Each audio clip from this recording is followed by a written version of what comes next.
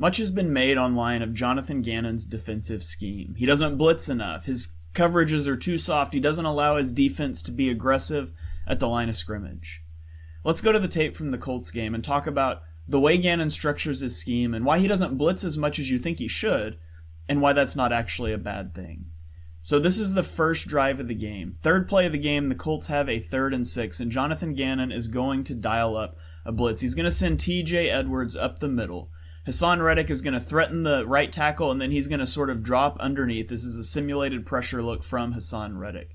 The Eagles have man coverage across the board. The matchup to watch is going to be right here in the slot, as you have Josiah Scott on the slot receiver. The slot receiver is going to run a drag route, and the tight end is going to run a vertical route, which sort of works as a pick here on the cornerback. And so we roll the snap. You can see as we drew it up, we get the pressure, but because of the vertical route from the tight end, we get a little bit of a pick coverage here. As you watch this again, he's in the way of Josiah Scott. It creates easy catch, easy run, easy first down. This is a big play from the Colts, and it converts the first 3rd down of the game. Now, Jonathan Gannon doesn't necessarily want to blitz a lot, and that's okay, but when he calls it on the first 3rd down of the game and he gets burned by it, you might not see him come back to it for a while.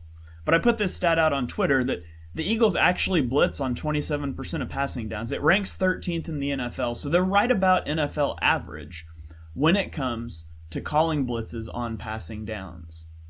But they don't always need to do that.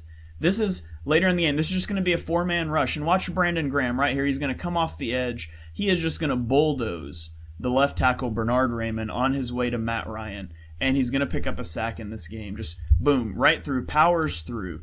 When you have something like that, maybe you just don't need to blitz as much. This is down at the end of the game. This is a 3rd and goal from the 5. The Colts are up by 3. This is probably 4-down territory. You want to score a touchdown here, and yet watch Hassan Reddick. He's going to use a grip and rip move. He's going to get the outside rush, get hands on the left tackle, and then rip back to the inside, and he ends up dropping Matt Ryan for a 15-yard loss. This forces them to settle for a field goal, and it lets the Eagles go score a touchdown to win the game. A great move there by Hassan Reddick.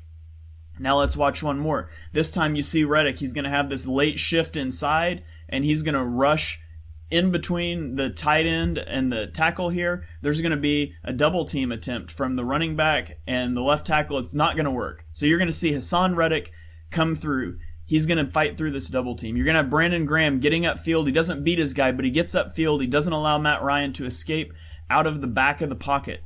And then you're going to have right here, you're going to watch Milton Williams is going to play cleanup up the middle. And so we roll the tape. Beats the double team. We've got to push up field. We've got to get out to the right. Milton Williams gets the sack. It's not a blitz. The Eagles had 4 sacks on the day, and 3 of them did not come on blitzes. The Eagles have the pass rushers to affect the game without the need to blitz a lot. And yet Gannon will still dial up blitzes in situations. This is the last drive of the game, the Colts' last chance to go win. And they're going to blitz TJ Edwards up the middle. Again, he's coming. Okay, you got man coverage across the board. You're going to have Kazir White is coming over. He's manned on the tight end. Now the tight end is actually going to block, and so too is Jonathan Taylor. This is going to be max protection from the offense. Now the tight end will eventually leak out, but it's man coverage across the board. At the bottom, you're going to have a dagger concept from these 2 receivers, and at the top, we're just going to have a curl route that breaks the sticks. Now, watch what happens on this play. This is cover 1 man. We've got the blitzer coming up the middle. Edwards is going to blow up the running back. Sweat wins against the left tackle, and Reddick's going to get to the inside, and it affects this throw from Matt Ryan. If you watch again here, watch Edwards coming up the middle. He blows up the running back. Boom. We're getting by the running back. Now we're feeling pressure if we're Matt Ryan. We've got Josh Sweat winning off the edge. Where is Matt Ryan going to go? The only thing he can do is try to get inside, try to condense this angle so Sweat can't get the edge. And then Hassan Reddick is going to come flying through the middle here. And all of these things stack up to affect this throw from Matt Ryan. And the Eagles are able to force the incompletion.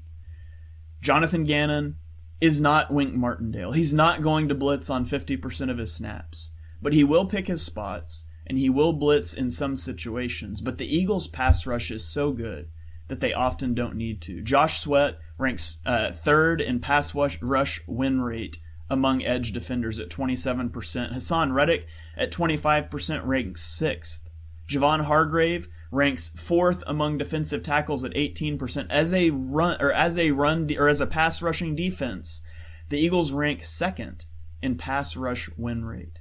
They don't blitz as much as you might want to see because they don't need to be effective in moving the passer off his spot, forcing incompletions, and getting sacks.